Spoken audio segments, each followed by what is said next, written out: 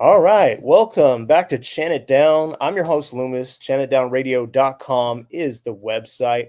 This is episode 268, and possibly one of the greatest truths we can learn is the real ancient history of this earth. We have many missing chapters of our history, and without those chapters, we will never understand these impossible feats that we can't even duplicate today. Linear history we've been sold is a lie. Here on Chen It Down, we try to piece together the mystery. If you've been with us over the years, we've talked in length about these ancient sites and the lost world of megalithic global civilization that defies what school tried to teach us. So joining me today is Mike Collins from Wandering Wolf, a YouTube channel you should subscribe to. Mike visits ancient sites around the world in search of the truth and understanding of this lost ancient world. He gathers clues and evidence, documenting the experience along the way. And I can relate a lot with his work as a truth seeker of our ancient past. So welcome to Chen It Down, Mike. Thank you so much. I appreciate you having me here. Good to Hey, connect. yeah, good to connect. Yeah. And yeah, I enjoy your work. I just found it randomly. And I was really impressed with, just all the sites you've been to. And you're like me, you just want to want to know the truth about all this. And you're doing it yourself, investigating, going to these sites. And I really like that. I appreciate it. Yeah, it's been a blast exploring the world and checking these places out for sure. And really just wanting to highlight a lot of these different places around the world that there's so many that a lot of people are unfamiliar with that really even, ties a lot of these pieces together even better than we fully understand now. Yeah. Yeah. Yeah, and there's something about going to these places physically that is really important. And I kind of wanted to dispel something real quick to the general public. I thought it would be good to address a point about traveling because I don't come from money. I came from a pretty struggling, poor background, and a lot of people are faced with, uh, I think, a lot of a mental and financial barricade about traveling to these sites or going where they want, and they think you have to be rich to travel. I don't come from money, and I've saved up a lot to go to these places from hard work, but it can be done. And I was wondering if you could stress the importance of traveling to these places and seeing them in person, and that if you save up enough, you can have experiences like this, just like you and I have, and you don't have to be wealthy. Absolutely. And it's one of the things that I hope to inspire people the most with what I do. Um, you can't, I don't know exactly how to explain how, if this is a subject and a topic of interest for you, there's really no substitute for seeing an actual site in person. It changes you, especially when you walk up on some place like Baalbek or walking through ruins in Peru or whatever it is. You can see these pictures and they're absolutely amazing. They truly are. But when you walk amongst them or even put your hands on them, um, you can't help but be overwhelmed by the and just the impossibility of what's on display there. Um, and it's incredible. It changes your perspective. It changes the way you think about things. It changes your understanding of how all of these sites may be interconnected. It really helps you pick up on the details. And the traveling aspect is, yeah, it's not as hard as people think. The best thing that you can do, because 9 times out of 10, what I hear is the cost. But then after the cost, when I hear people, kind of worried or trying to gear themselves up to travel, let's say it that way, it's cost, but then it's after that, it's like, oh well, that place I heard is dangerous, I wouldn't go there.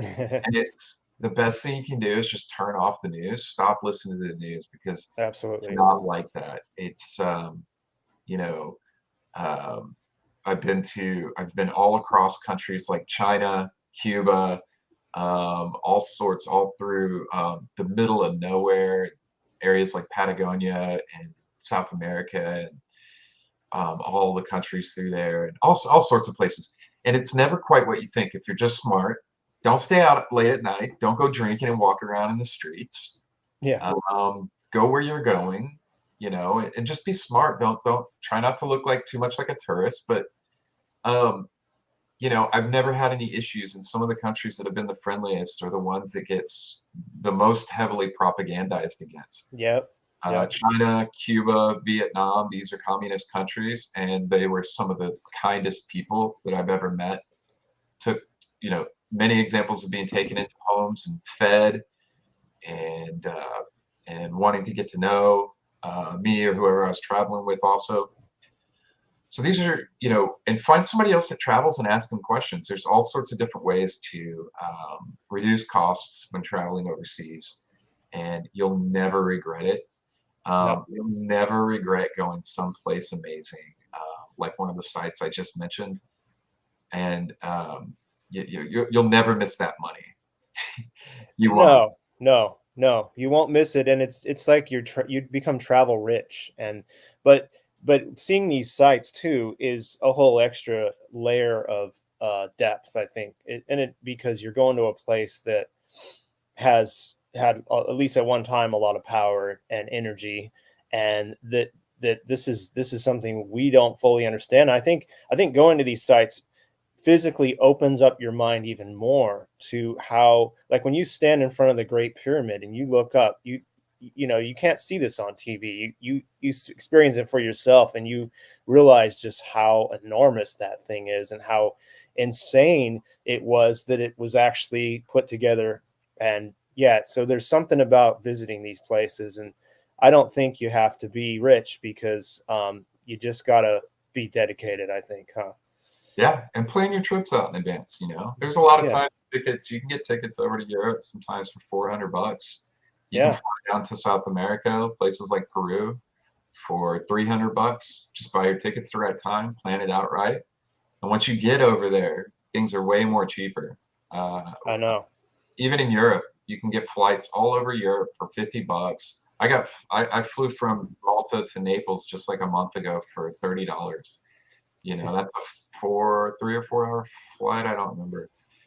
Um, so, you know, sometimes it's just about buying the ticket. And if you just buy the ticket, you'll figure the rest of the stuff out because you're committed now. So Yeah. pull the trigger, take a chance, pull the trigger, um, and go for it. And it's totally worth it. And you're absolutely right. You'll be changed. I mean, seeing pictures and stuff and things online is amazing, but standing in front of it, something like the pyramids, and realizing just how small you are and how much of just an absolutely incredible achievement this thing is that you're standing in front of, is you just feel dwarfed by it, by the scale of what this ancient civilization was able to accomplish. Yeah. Yeah. Totally. I know. Yeah. It's totally worth it. I want to get into uh so let's talk a little bit about how you got into this, and about some of your travels as well. Like, what got you started to go around the world and see these things, and the curiosity to want to explore, because like a lot of people are afraid to pull the trigger on actually traveling too. I noticed that there's a lot of people that they're actually just afraid. They'll make up all the excuses in the world about, oh, I don't have the money, but they probably do if they stop going out to restaurants and eating fancy and you know. Yeah, it does take a little discipline, Yeah. you know, but it's just a question of how bad you want something. Hmm.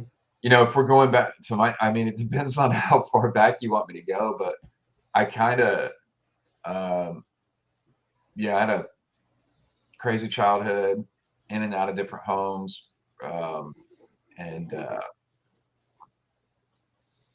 different facilities and all sorts of stuff when I was younger. I ended up joining the military, and so I joined the infantry in the army, and I was serving during 9/11. So I was already in during 9/11, and Oh wow. I remember, it just that never made sense. And I could watch the footage with my own eyes. The buildings were clearly demoed, and that over the years kind of put me on this spiral of this rabbit hole Yeah. So I'd spent years and years, but life continued on, and I The was working. conspiracy rabbit hole, right? Yeah, yeah. So Yeah. I'd sit there and watch eventually, when I started getting into YouTube, sit there and watch all these videos. And I spent years, I don't know, watching YouTube videos and supporting content and getting into this, all these different things. But life, like I said, life kind of went on, and I had a bunch of ups and downs, and I was still trying to figure out my life from just having all the stuff that I needed to work through. But I was working a job that I hated for just forever, to the point where, I mean, I had a full-on addiction. I had to be high every day to go to work, and it was miserable. And eventually, I was just like, I'm gonna die if I keep doing this. It was that bad. And just one day I made a decision. It's like, I don't have anything to lose. And I just quit my job. And then I decided to take a year off, and then I was going to travel. Um, Luckily, I'd been making good money. And once I started traveling, it just snowballed from there. It became almost an obsession. And I started recording stuff. I had a buddy who was using GoPros on these hiking trips that we would take, and I was like, I could probably do that. So I figured out how to do that, and I just started recording everything. And I didn't know what to do with the footage back then, but eventually it turned into what I'm doing now. And over the years, it's gotten more and more of a focus. So now, for I don't know how many years now, 5, 6 years now, it's been entirely ancient history focused, hitting these ancient sites, trying to get out to, obviously hitting big sites, but as well trying to hit as many unknown sites and bring things to people's attention as well. Yeah. And back then I knew I was never going to be the the best uh, at filming. I just didn't have the experience nor the interest in digging into like the photography and all the different stuff. And I'd never be I wouldn't be the best at a lot of different things, but what I could do was get to some of these places that nobody else was willing to go. So for the first several years, that was entirely my focus. Getting to Yangshan and Longyu Caves. Those Yeah. were, at the time, there was hardly any footage. And for years, my stuff was the only video footage on those two sites out, and drone footage. Um, and Now people are going there all the time, but um, that was kind of like my focus. And so I was being really selective about the places I was choosing to go. I was trying to get to places that nobody else was getting to, and that there wasn't a whole lot of great footage of yet, or they were unknown. Yeah, that's something that I noticed about your stuff is you've gone and uncovered or at least sites I didn't know much about, as at like the Sage Wall in Montana or the Tizer Dolmen, and you cover a bit of the lesser known as well. In fact, let me just pull up. Um, let's see. Let's show people the Sage Wall here in Montana. This is I didn't even know about it, and yeah, I found it on your channel, and I was like, "Wow, that's like a Sacsayhuaman wall right there. That's incredible." Funny you say that, because when I first walked up onto this Hmm. wall, that's exactly what I felt. I felt it. The feeling that I had was comparable to the first time that I walked up to Sacsayhuaman. Yeah, Yeah, it's yeah. massive and impressive. It's almost overwhelming when you get up next to it. It's huge. It goes on and on. Yeah. And it has those nubs too, right? Those what some people call knobs or nubs that stick out on the rocks, right? The nubs are mostly at Tizer Dolmen. There's a Oh, series of okay. 3 there, and at a wall there. There are random areas of where there's little nodules here and there. There's a lot um, of other stuff right around Sage Wall. I mean, right there in the immediate area. Um, Couples carved out stuff and different things, which I documented and featured in the video. Multiple videos. I've got a bunch of videos out. We're still doing work up there. I'm my the property owners, Chris and Linda, I'm good friends Hmm. with, and they started allowing last year or so work to start being done up there. So they've had geologists up there, geophysicists. They've done ground penetrating radar. I've released all that. They've sampled the wall. The wall is highly magnetic. You can take a magnet and throw it on the wall. It just sticks to the wall. Yeah, I saw that. That's cool. Yeah. And so my kind of part in that has been to put all that together and put a video, document it and put stuff out to the public. So like right now, on my channel, the featured video is the story of Stage Wall, and that's the video that's taken all that information from last year's studies and everything, and put it all into a video. Yeah, that's cool. And stuff has started again this year. He's excavating the backside, and then has more work being done, LiDAR and all sorts of different stuff this year. So it's ongoing process. That's cool that it's some people's property rather than a government Yeah. property or something, because then you can get farther with it. Because I just went to the Bosnian pyramid also, Oh, nice. and that is because it's not someone's property, it's the government's property. The guy can't do a whole lot of excavating or anything, so he's kind of stuck. They have these tunnels underneath. We can talk about it later, but anyway, he's trying to reach the pyramid by these tunnels, which is pretty cool. But when you Yeah. have a The, government site, they won't let you do all that shit, right. you know. You get bogged down with government red tape to try to get anything done.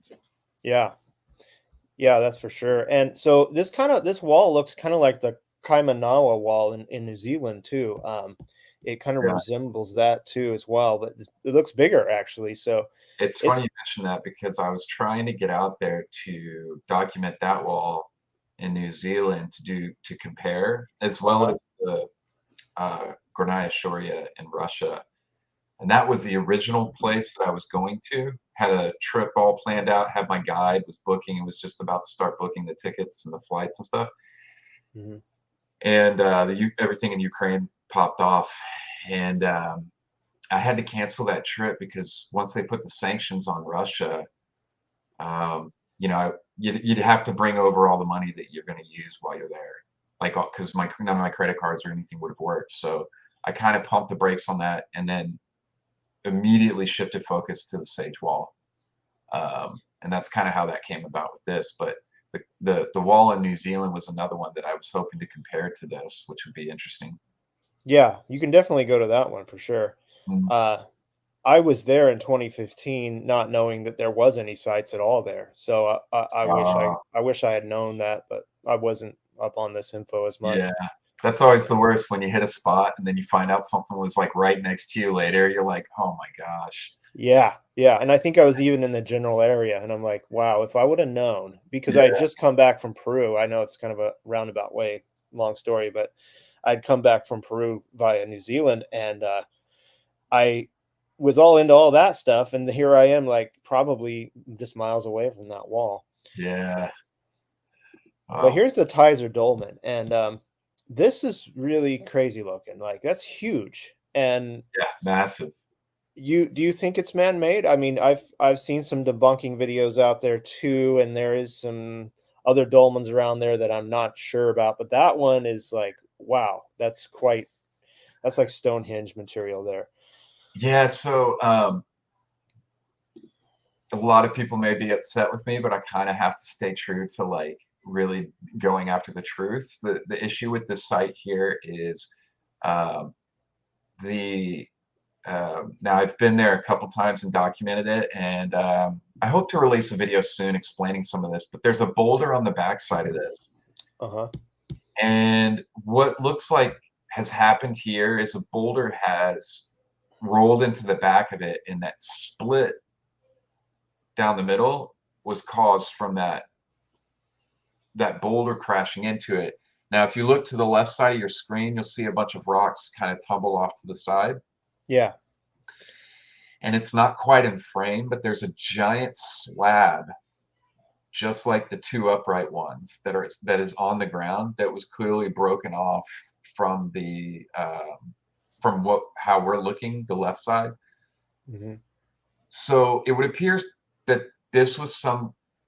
Now, I'm just speaking to like how that split. I have no idea how that boulder got onto the top of it. There's Yeah. no great explanation for that. But I have started to kind of refer to this as Kaiser Monument instead of dolmen because I don't think it was a dolmen. I don't think that it was split like that and placed like that. Now, however, I can't explain the at the bottom. It sits in kind of a bowl, so the whole piece rests in this kind of curved bowl shape that keeps it in place. And so it appears like, that was some once used to be one solid piece. Yeah. But I don't know how that piece got on top. And there's a lot of other evidence in the area. I mean, directly behind it, there are cup holes and nubs and things like that all around the area. There's even an area a little bit back further that I just recently identified that looks quarried, Mhm. and I'm hoping to share a bunch of that information or that footage there soon. But there's all sorts of interesting features all around the area, even with um, kind of explaining away that the two pieces there for that. So I've kind of started referring to it as Kaiser Monument instead of Dolmen, just because it clearly used to be one piece, Yeah. but it still may have been stacked from one piece. There's no, I can't explain that top piece there, but it's massive. The thing is massive. Yeah, there's a guy pictured there. I don't know if that's you. I just took this off the internet, but Yeah, that's. I mean, it could be. But it is. this is it. You? Yeah, that's me. Oh, that is you. Oh, Yeah, wow. That's so random. Just because I just like, oh, that's a pretty good picture of it. I'll just put it in the it's slides. me from fly my drone out there. Yeah. Nice. Wow. Well, there you go. So yeah, so that's huge. And I mean, is from here just looking at underneath it, it looks like a polygonal wall underneath there, polygonal wall. Is that an illusion or is that like that? Yeah, somewhat. So I do have videos out with close-up shots of all of that area, right? I have Yeah. Kaiser Dolmen walkthrough video with no commentary. I have one with me talking. I have a drone video. I have a drone video that goes from the very base all the way up the top, so you can see in between the those two pieces and all up underneath the top piece and on top. Very detailed drone video. And actually, I think I just released it. It's one of my newest ones. And but the base there, that's where it's like it's hard to tell in this picture, but it's curved. So the bottom of those two massive pieces, they're curved and it fit into this groove down at the bottom. Uh, you Yeah. know, Basically perfectly there. But those pieces that look like they're kind of blocks, or not so much blocks. It's hard to tell from this picture. I can't remember. Um, but the easiest way to get a better look at that would be to check those videos out that I have. Okay, yeah. Yeah.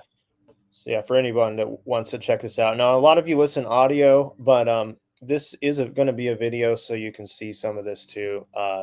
Might be kind of hard for some people to visualize, but check out Mike's videos, and then you can really see what we're talking about here. Um, yeah, North America seems to be sort of missing from the megalithic map. Really, like maybe the Native American mounds could be more than we know. I don't know a lot about those, but for the most part, there isn't a lot compared with most of the world.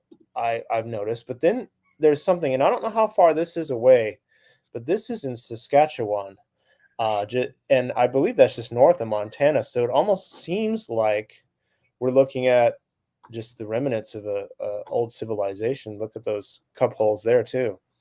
Yeah, I have that's funny. I just put that's one of my pictures. I It is. Yeah, Oh wow. yeah. Yeah, you're like pioneering this area. So just posted about the mystery rocks today on Twitter. I'll cross my social accounts. I didn't realize we were going to be talking about it, and I just posted all this No today. way. Yeah, but I have a full drone video of this site and walk the site, a full walkthrough video showing all the details of this site. And it looks, my interpretation of this site was that it looks almost like a quarry. So I put together a series of pictures on my Twitter account today. And my handles on social media is WWOLFPROD, so W Wolf Prod. Okay. And I put that out today, showing aerial perspectives of this and these shots as well, these close-up shots. And Yeah. what it looks like at that area is you come off this hill and there's this really like more jagged area, but the rocks are all being removed from the side of these hills in these square blocks. And you can see where they've tumbled and are resting there. And then as you move on, all of the blocks in that area are all lined up. They're lined up with spacing in between them. It's like a little unorganized, and then it starts getting really organized and lined up, and then that moves into them all being together in pieces like what you're seeing on the screen here. So it looks like it almost looks like it was quarried, staged, lined up, pushed together. So it was like this process, and so you can see that really clearly in the aerial photography that I did, and you can see it on the drone video on my channel extremely well, and see how it's almost like this stage process. It's hard to say with a site like this because it is sandstone. You do, kind of, but the straightness of these lines across there, it's where the entire what you're seeing on screen here stretches just like that with straight lines and blocks all fitted together about maybe 20 feet across when they all start stacking together from that staged area before it to like 50 feet or more completely wide. And so it's like the level of kind of precision in the blocks is very interesting for sure. Yeah, I've never seen nature do that, but I mean, I'm one to kind of like weigh out everything, but I mean, like it doesn't look natural. No, I'd have to agree with that. And the Yeah, blocks you can see, especially in the staging area before they've been fitted together, just how square they all are. yeah, Um, it's a fascinating site. And this site is on private property, so you can't just get out there. I was lucky enough to have someone reach out to me who's become a close friend of mine and who knew the owners of the property out there and was able to get me out there and film it. So I was very fortunate to be able to do that. yeah. Nice. Yeah, that's cool that we're going through sites. This is kind of your terrain in a way, like Yeah, well, North this. America several years ago, I started saying that I think North America is going to start coming into the forefront of the megalithic community, the ancient history, that Uh-huh. it's going to be a big thing. And 2 years ago, I started focusing on hitting sites around America because I just had this feeling that North America was going to start taking center stage in the conversation about ancient history here in the future. And it's starting to do that now. And so I've been, it was a great call, great call on my part because I've got all of this content and footage from around the country, Cartwrights, a place like this, mystery rocks, these megalithic walls, dolmens I've documented around the country, and geoglyphs and petroglyphs, all in North America and the United States and or Canada. Um, I just released not too long ago a video and have released pictures on my social media account from dolmens and another megalithic wall up in Nova Scotia, dolmens on the East Coast, Cartwrights down south here in Texas, geoglyphs out in California, massive geoglyphs, the Blythe Intaglios. Oh yes, yeah, I've been there. Uh-huh. So Yeah. it's it's a fun time to be living in America with all this going on, and it's it's it's been cool because a lot of people are just sending me emails all the time, like, "Hey, have you seen this?" I'm like, "No, where is that?" I'd love to go film it, so it's really good. It's really cool. Yeah, yeah, that's cool. Yeah, and then I'm starting to work on Hawaii out here too. So there's I think more than I think we're just I think maybe because the obvious sites have been known for so long, but there's so much that's hidden in the world. Whatever catastrophes happened that buried a lot of this, and maybe because I mean there's a lot of different theories on North America and its ancient past. Like the mainstream narrative is that it, was colonized much more recently, but obviously that's not true. But it's definitely less obvious than other places in the world. But I'm seeing that I'm thinking that we're going to find a lot more things too. 100% agree. And I think, we have one of the most extensive national park systems in the world for the country, and Yeah. there's a whole lot of land. I don't think people realize how much land is out there that's like uninhabited in America and is, you know, no-go zones and off limits in these national parks. And there's just so much still to be discovered. Uh, People still every year, people are discovering petroglyphs all the time out in the deserts and stuff out in Arizona and different places, Yeah. New Mexico and stuff all the time, to the point where they're not even acknowledged publicly. It happens so much. Right. And so just think about some of these places like in forests and different areas that are, so overgrown, because that's one of the things, um, like up in Nova Scotia, the only other picture of this megalithic wall there, the top block on this megalithic wall used to be one piece. By the time I got out there and filmed it, a tree had grown through the top of the top block and split it in half. So just Oh, imagine, the type of, we're seeing that too. If Sage Wall is man-made, and we're able to determine that, well, it's so old that you have a combination of natural weathering and erosion and fissuring, like splitting of the rocks.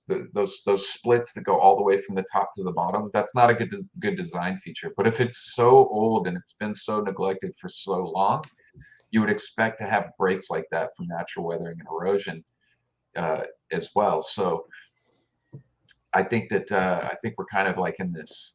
We're about to hit this, level of interest in North America that's really exciting. yeah, it's cool, man. Yeah, I appreciate that. Now, if we can talk a little bit about Yangshan in yeah, Yangshan Quarry. China is another place that a lot of people don't really talk about too much. I mean, these are the biggest megaliths in the world. I mean, are they? I'm pretty sure. There's all kinds of stuff in there that there's a lot of hidden pyramids that apparently the government doesn't want to talk about, and this and a few other sites too. This is mind blowing. yeah. Yangshan, Yangshan's always been kind of a special place for me. It was one of the first places that I just knew I had to get to and film. Yeah, And this may be this may be one of my shots. Also, it looks very similar, but that's crazy. You're like pioneering all these spots, and so when I go to images on Google, I just oh, that looks good. I'll just throw it on well, there.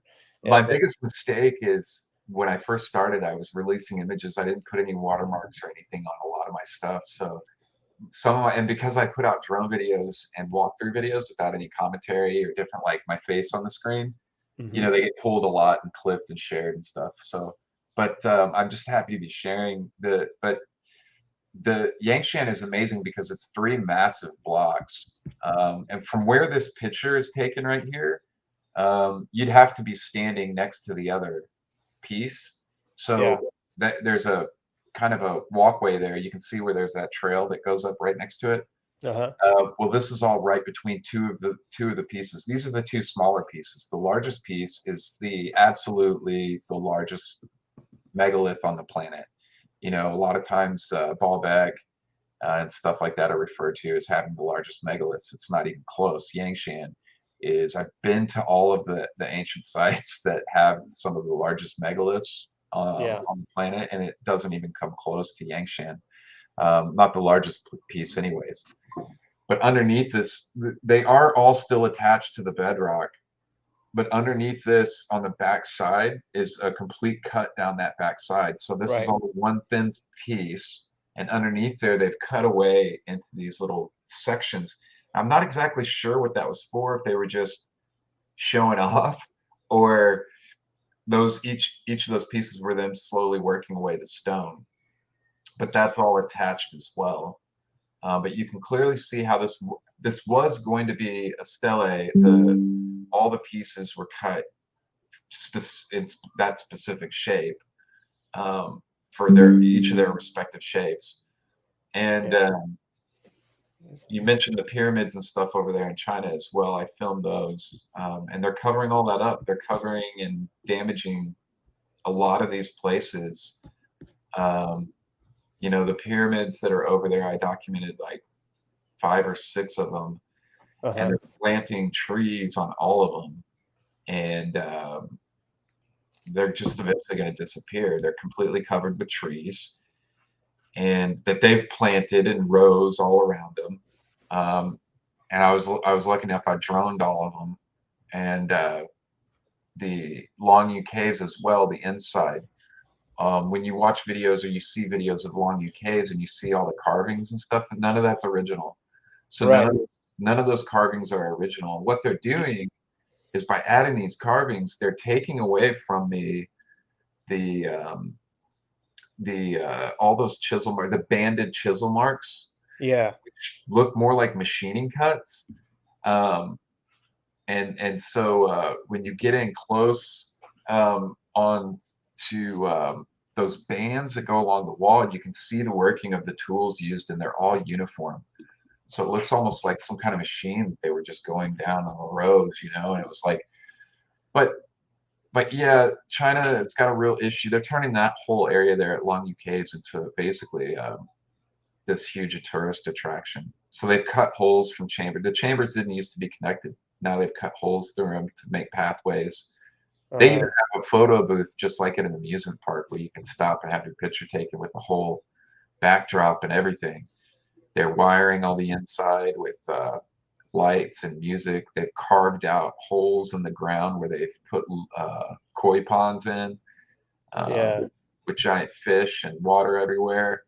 So they've, and up top, there's evidence up top that I show in my video of this site, where there's evidence up top above ground of ancient stoneworking, and they're tearing all that down and building pagodas and gift shops and all sorts of stuff up top. So It's it's interesting. It's interesting to me that they are totally trying to cover up pyramids, but they're okay with opening something like this as long as they put their own twist on it, you know?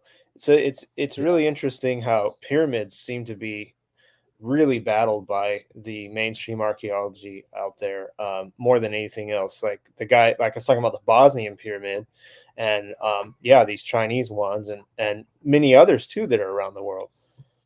yeah. I think there's a hesitancy to excavate a lot of places in China, because I don't know. I think that there is they found mummies in China, Caucasian red-headed, blue-eyed mummies, Hmm.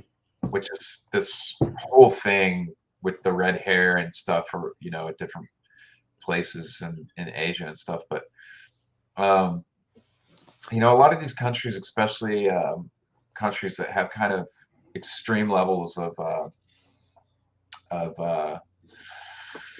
governmental control, want to control the history and narrative of the country, and especially their past, so that they can Yeah. dictate the future, and kind of. So it definitely made me wonder, as I traveled and documented all that, kind of, what's being hidden, why you would not want to highlight to the world that your culture created all these massive pyramids. Um, I don't know. Yeah. I mean, the more I study these sites around the world, the ancient texts too, and the more the official narrative of history makes less sense. You know, why do you think we have such a cover up when it comes to looking at this lost chapter in history? Because I understand why academics won't believe alternate history because their faith is in their professors who taught them, and then they would be dismissed with their dissertation and all that. And I understand why their professors don't speak up on these things because they would be dismissed and ridiculed. But at the high level, somebody knows these truths about our ancient past, and why must they continue to push the false timeline and narratives? You know, what is the advantage, do you think, that they have in keeping this true history from us? I think a lot, there's a lot of advantage to uh, keeping people separate, Hmm. keeping nations separate, all sorts of stuff like that. You know, it's control. Uh, you know, it's there's a I think there's a if we didn't have governmental control in the way that we do across the world, basically, I think that we'd be at a far greater level of advancement. Oh yeah, Um, you know, and it kind of comes down to this thing of our TV, our governments, and everything continually vilifies entire other groups of people as nations or cultures or whatever.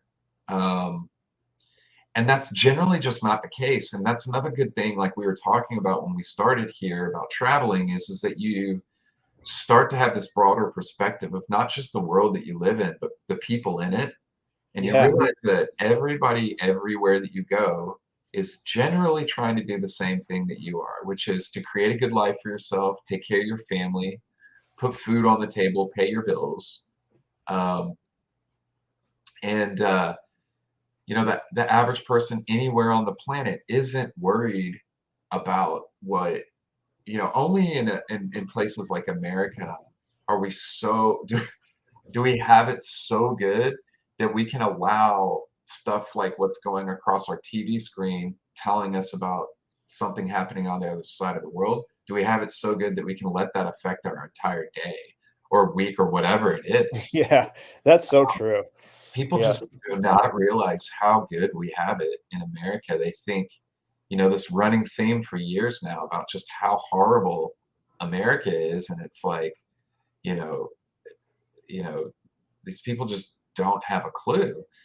But no, everywhere that you go in the world is people are generally the same. They're kind and giving and caring and helpful, and um, you know, you run into people that maybe are rude and hurried, but just like you anywhere else you would do, it's not different. And I think by keeping people separate and controlling the past, controlling the narrative, I think it's dangerous to the world system that's in place now for people to understand our true history, yeah, because it would make us all aware that we're actually capable of quite a bit without these systems that we have in place now that continually tell us that they're for our own good while continuing to while the results continue to speak otherwise. right. I have some other thoughts on that, but I'll maybe leave it there. Well, Getting too far into like woo woo stuff, but well, there's no taboo topics on this show, but yes, if you feel like you, yeah. I mean, but who do you see as the keepers of this knowledge? Because I mean, it's not just countries wide; it's worldwide. Like China doesn't want you to know this. America doesn't want you to know this. Egypt doesn't want you to know this. You know, I mean, you can go on and on. Are these secret societies like that are like the keepers of this knowledge? Because somebody on this planet knows. Like, yeah, absolutely. But I think you that know, matches across the planet into cultures. I think it's just incredibly naive to think that there's been people in power that have attained power and then just allowed power to pass from them or their family line Yeah. to something else because of democracy, right? The people that get into power and positions um, don't care about that, don't care about democracy and stuff. So we have this illusion of democracy and freedom of choice in a lot of instances in our governmental systems around the world. But the people that are in power we either probably don't even know that they exist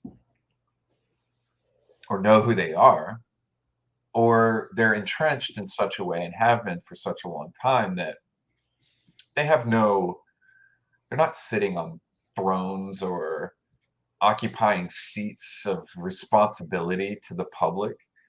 They would these type of people that gain power like that would laugh at the idea of being beholden to the common man. You know, it just doesn't make sense if you take time to think about it.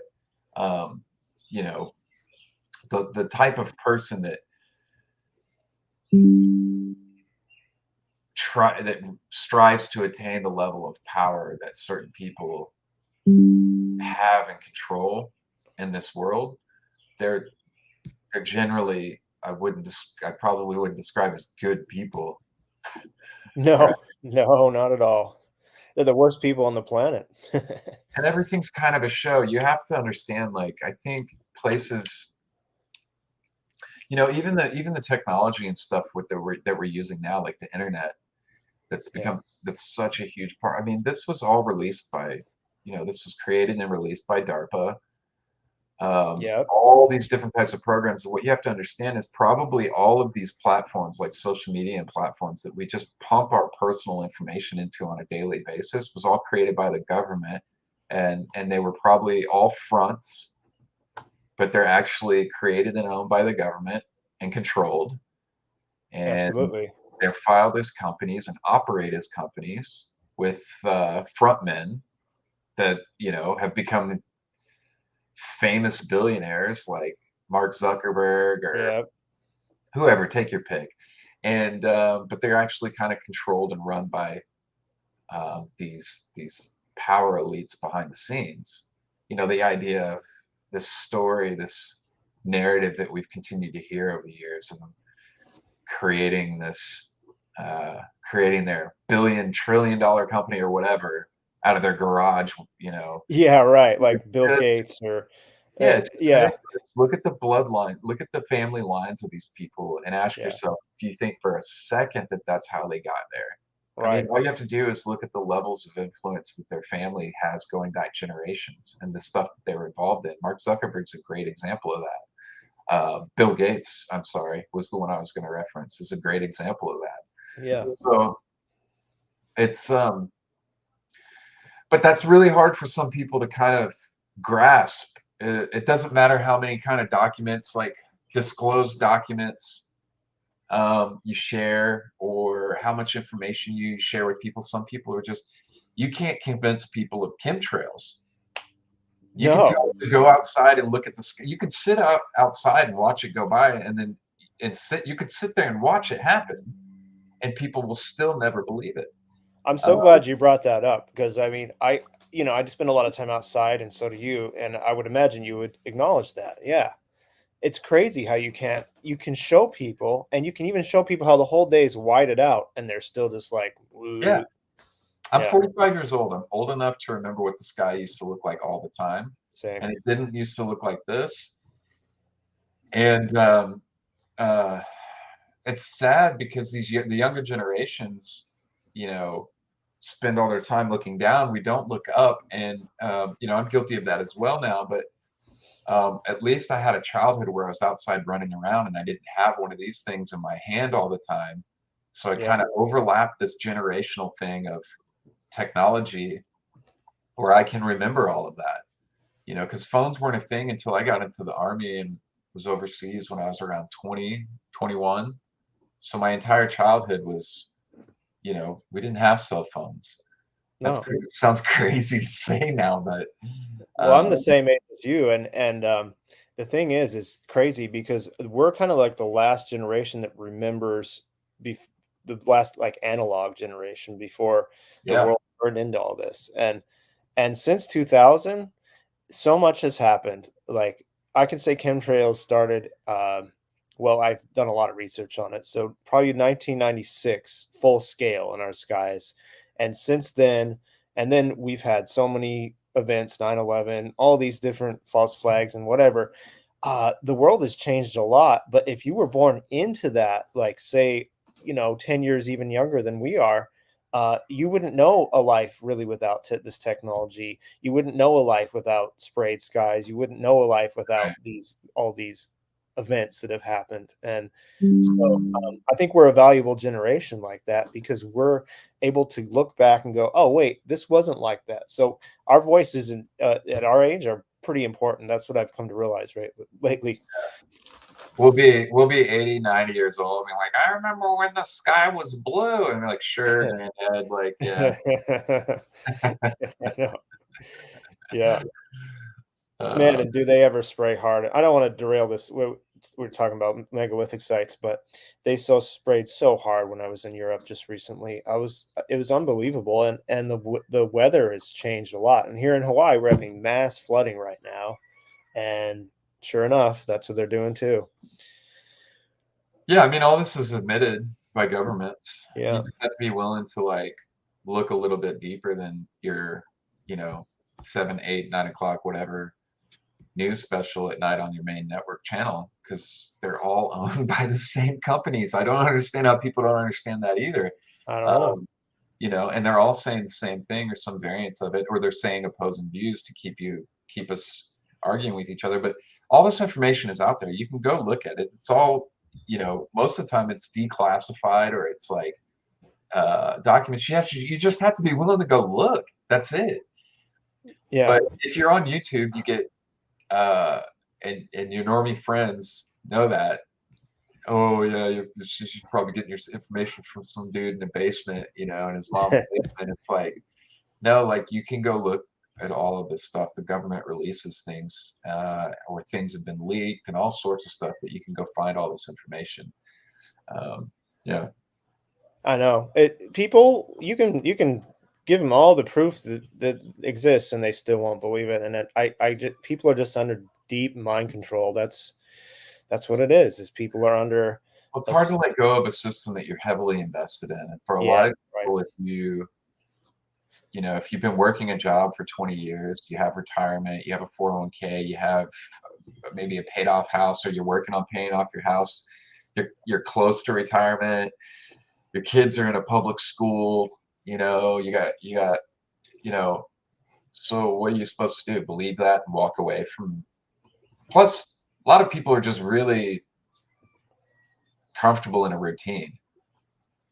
Yeah, It's one of the hardest parts of doing what we talked about earlier, getting out there and traveling, is buying that ticket. That's sometimes the hardest part, is clicking that button, buying the ticket, because it symbolizes some kind of like change. If you haven't traveled before, it means experiencing something new, stepping out of your comfort zone, and that's yeah, not always fun for people. So it's almost yeah. like a self-preservation instinct sometimes, rather than learning, processing, and assimilating new information into your worldview. Because once you do, it requires a level of change in your Yes, behavior and who you are, and that's really not comfortable for a lot of people. that's Um, right. I know it isn't. Change has been something that truth has been something that I've valued and wanted to seek after doing since starting doing this. And then also accepting truth means being willing to change and grow, and that's not always comfortable. No, it's not. It's a harder road, but it's a deeper road, and It's I worth it. guess it's totally worth it. I couldn't imagine being in this world not knowing all the stuff we're talking about. I just couldn't. I couldn't imagine being entertained by just working a 9 to 5 job and just doing that. I've never been that person, and maybe you and I and people that listen to the show and other people like us are just a different breed of human almost, or we're older souls, or who knows what. But it certainly certainly like I could never just do all that. I never, even when I first got out of high school, I was like, what are these people doing? All they do is go to work. I couldn't do that. Insane to me, and Yeah. it almost killed me. You know, it really did. Uh, you know, and I was heavily addicted to drugs just to make it through the day, just to be happy, just to numb myself to the existence that I created for a decade, that I created, you know, by accepting all this. So it was like, as soon as I quit, within 2 weeks, I was sober. And within a year, I was healthy, working out, and had started traveling, started my Nice. foot on this path. And um, yeah, I wake up every day now and I'm grateful for the things I've seen, what I get to do. And I never had that level of, I didn't have, I didn't wake up feeling that way. I woke up hitting the alarm, dreading my day, Yeah. you know, before. Uh, and I think everybody deserves to be happy. Everybody deserves to find something that they're good at. If there's something inside of you that's telling you that you're interested in something, or that you know, it's there for a reason. And I heard a great quote the other day, and I think it was by Denzel Washington in one of these motivational things. It was like, if you have a desire in yourself, you will accomplish that desire. It's inevitable if you act on it. It's there for a reason. If you act on it, you'll build that, and you may fail and have up and downs, but if you don't quit, you're destined to accomplish that. It's put in you for a reason. That's the thing that you should be pursuing, because you'll never quit on it. So if you have a dream and you can still remember it, sometimes you get old enough, it's hard. You got to find it. But if you can still find that, it's there for a reason. If you pursue that passion and that thing that's uniquely in you, you won't fail. You'll get there eventually, because you have that thing in you that will keep you going. You just have to It, be you just have to be willing to acknowledge that you are going to fail and have ups and downs throughout the process. But if you just don't quit, you'll get there. yeah, it's your purpose, it's your higher self. It's Correct. your it's you saying, "Hey, you can be this person." And I do that in my own way always in my life, and I think it's a good practice to just like, well, for me, I would just like, put on some music in my headphones and just walk or run or do something, hike, and just visualize what my higher self needs to do and the purpose. And that's how I wake up every day is like, yeah, I have to work a regular job too, but I have all this extra stuff that, and this is the purpose. This is the real Yeah. reason that we're here, is to do these things. I mean, And that's how you find the you space know, for that. If you can create that space for that thing that you love, even if you're working another job, and you're having to juggle things, yeah, it's so important to create that space for that thing that you love to do, right? Because even if you're not making money or getting paid, like, there's something that is fulfilling about that and will change you. It'll change you as a person. It'll help you be a better person for real, you know. absolutely. Yeah. Well said, man. I those are my exact thoughts. I don't know if you have much more time or anything. I was just gonna ask you a little bit. I know we got off subject, but it's fine because that was good. Uh, a little bit about since you've been to so many sites. What are some of the telltale signs that these sites from around the world were found by later cultures, and these later cultures added onto them? The further down you go, the more advanced it gets. Number one, Mhm. you know. So Peru is a great example of that, and even Egypt, in my opinion. There, it would seem to be. This is my perspective from traveling to all these sites around the world, that the civilizations that we now attribute to the creation of all of these sites were more likely inheritors. Mhm. Now, it's not to say that they didn't do incredible things, because some of them did, Right. um, but I think that you know, there was some kind of information and technology exchange going on. So whether you want to call it like this once world-spanning ancient civilization, or multiple civilizations that existed in a world where they freely exchanged ideas and information and culture and stuff like that. But when you get back into these massive megalithic structures, that's what I'm talking about. So some of the best places that display this type of work is, because Peru is a great example, because you can see walls with polygonal megalithic structures to their bases, these massive blocks and stone, like Sacsayhuaman and yeah. So Ollantaytambo. yeah, so the street in Cusco with the 12 angled stone is a great example. Oh yeah. You have these megalithic blocks, all at the base and bottom, and just incredibly advanced work there. And then above that, the stones, they get smaller. They still fit together really well, but they're way smaller. So they're not done to the level that the bottom layers were. And then above that, you have an even less advanced form where you're basically getting into stacked rocks. Yeah. And then even above that is where modern day of the Spanish period built onto that structure with basically like just stacked rocks and mud and brick. And so just as you go up in time and ages closer to us now, that level of work gets less and less advanced.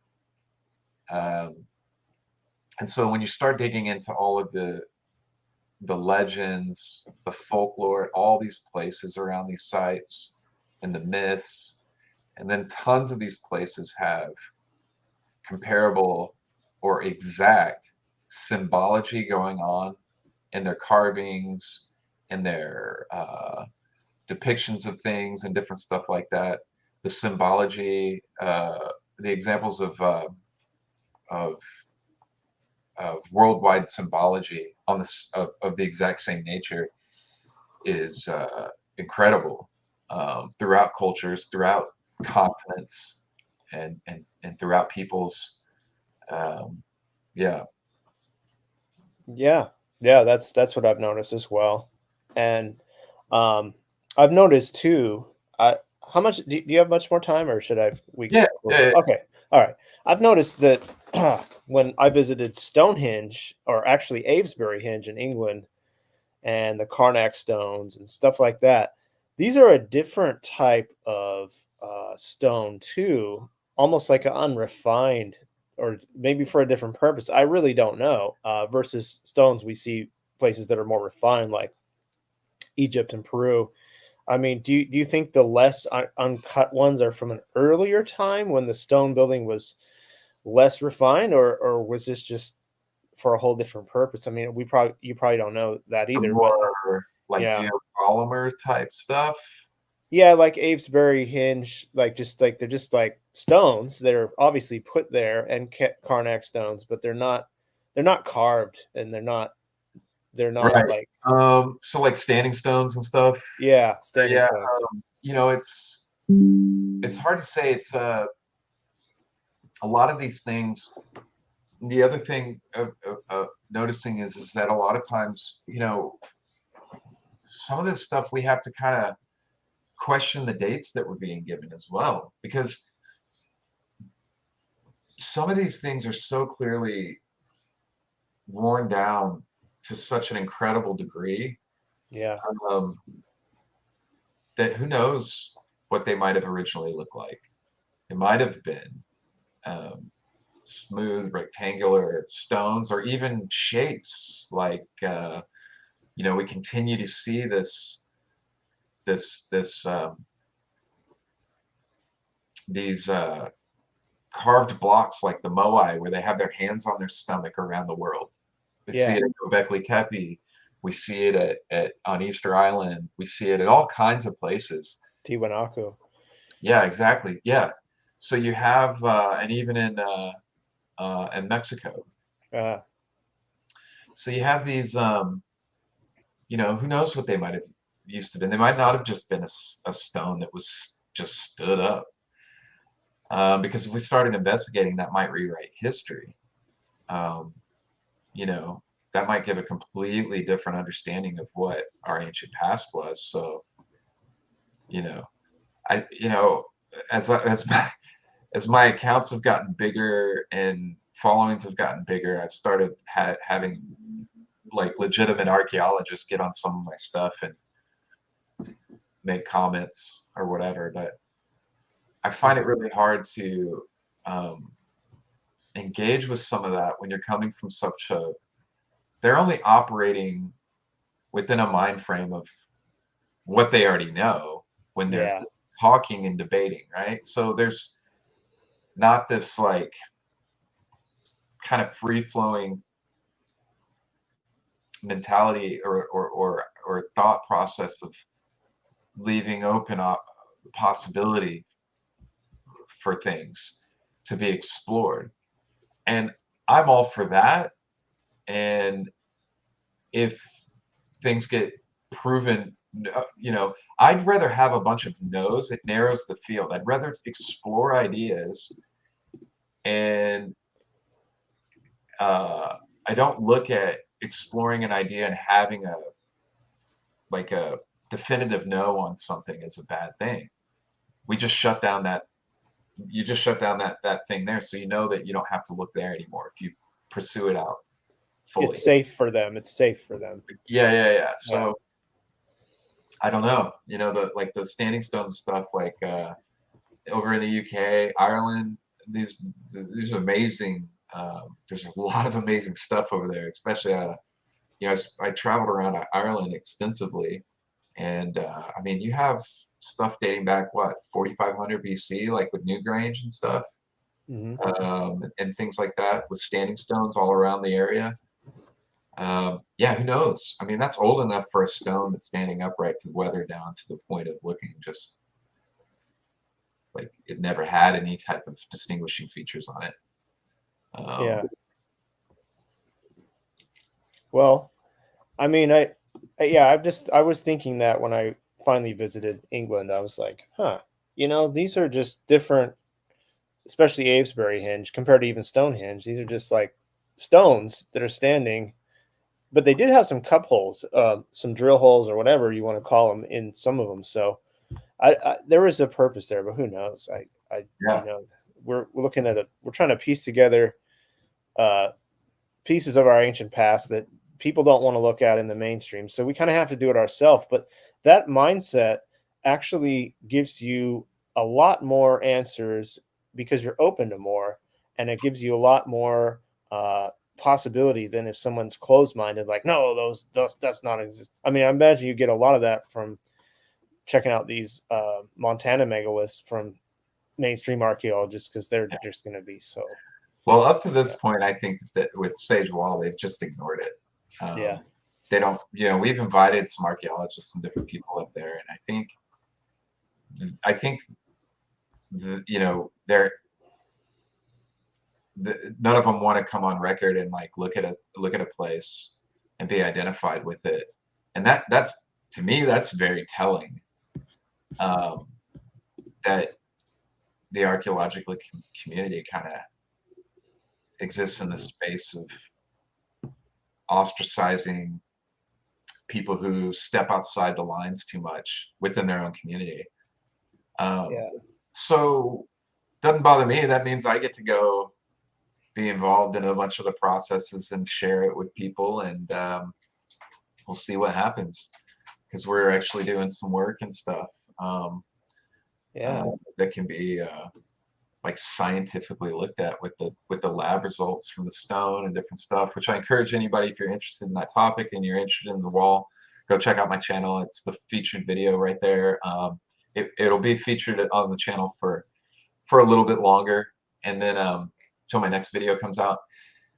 But in that video, on my main page, I share all those details: the lab results, the history behind the site, findings from the ground penetrating radar, the magnetic results. We found a table through the ground penetrating radar. There's a flat surface about 15 feet to 20 feet down below the wall. Wow. I think the geophysicists that did the work called it a reflector. So kind of a generalized term of something's reflecting back up to us as a flat surface underneath there. So there's a lot of interesting stuff that we'll be digging into over the years to get this, the whole area gets shut down for about 6 months out of the year with snow, but as soon as it melts, which it just has, work starts going again. All right. So you going back soon? Yeah, I was hoping to get back there. I haven't, I'm overdue to let Chris up there at Sage Wall, the property owner, know when I'm coming up there. I was hoping to get there by the end of the month, but it may have to be more towards the end of the summer. So I'm trying to figure that out right now. Yeah. Yeah. Well, man, hey, it's been great having you on. All these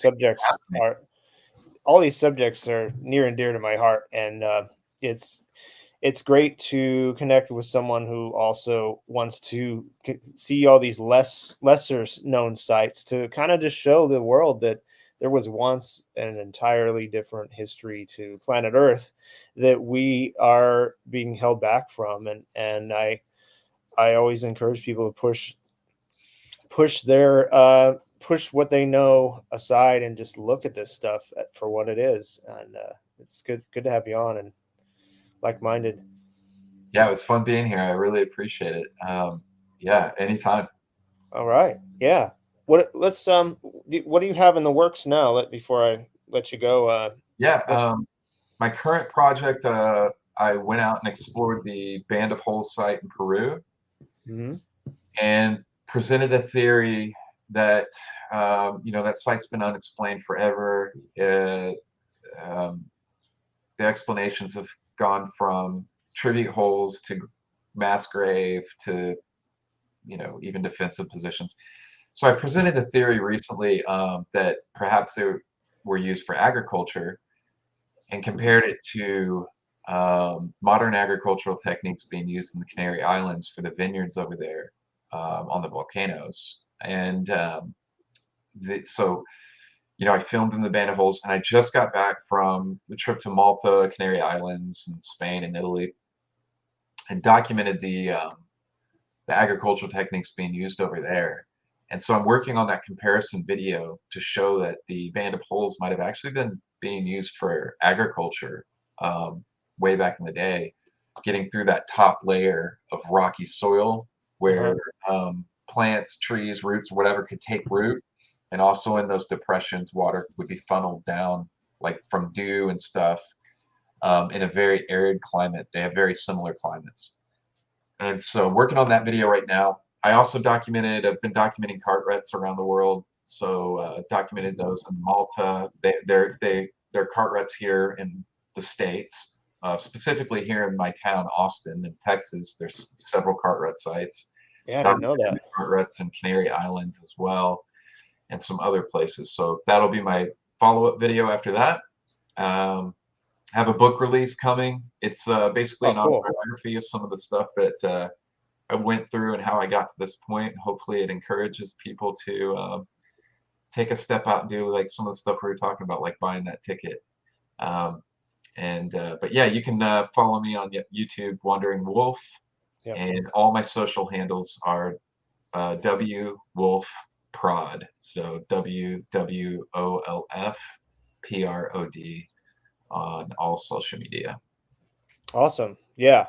Well, that's how I found you. Is I just randomly, subscribing to other people that are in this field, and I was like, "Wow, this is cool," because you're showing the lesser known sites, and you're just giving your own take, and you're not trying to do what other people are doing, and that's that. I think you're going to get a lot more followers soon. I bet you. I hope so. I do, and I do want to plug one other thing. Sorry. Yeah. No worries. I host tours. I've got a tour going to Peru in October. So if anybody wants to join that, you can find the links on my website at wanderingwolfproductions.com. But we'll be going to Peru for 8 days, hitting Machu Picchu, Sacsayhuaman, Ollantaytambo. I can never say Ollantaytambo, right? Ollantaytambo. Yeah. Coricancha, like over 10 different ancient sites. Cool. And I've got the price set really low for that at $2,000 $29.95 to get in for a week down there on that tour. So That's yeah, good. a Yeah. lot of stuff. Yeah. Well, hey, that's cool, man. I'm glad what you're doing, and it's good. Like I say, it's good to connect because I do the same thing you're doing, just on a smaller scale. But yeah, it's awesome, and everybody check out Wandering Wolf on YouTube and subscribe. Thanks, buddy. All right, thanks for coming on. Absolutely. Appreciate it.